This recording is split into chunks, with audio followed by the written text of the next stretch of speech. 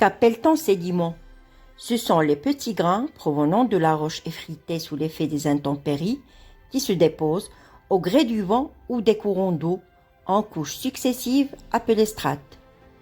Au fur et à mesure que les sédiments s'accumulent, leur poids compacte ceux du dessous, devenant ainsi une roche dite sédimentaire. Comment le calcaire s'est-il composé?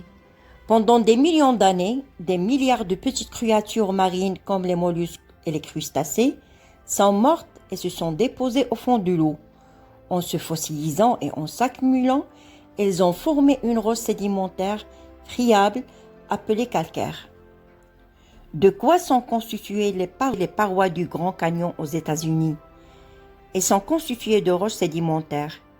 Le canyon mesure près de 450 km de long et jusqu'à 1600 mètres de profondeur en certains endroits. Il a été principalement creusé par les eaux du fleuve Colorado.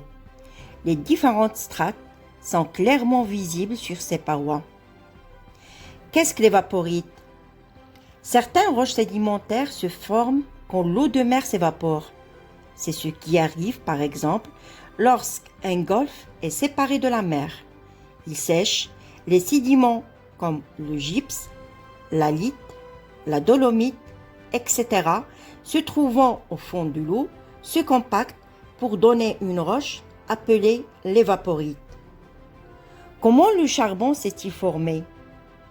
C'est une roche vieille de près de 300 millions d'années. À cette époque, il y avait plein de marais où poussaient de nombreuses plantes ressemblant à des fougères hautes comme des arbres. En mourant, cette végétation se retrouva dans l'eau et se décomposa. Ce dépôt fut, au cours du temps, recouvert de sable et de boue, donnant ainsi de la tourbe qui a, au fil des années, se compacta pour devenir du charbon. Longtemps, l'homme s'est servi du charbon et de la tourbe comme combustible.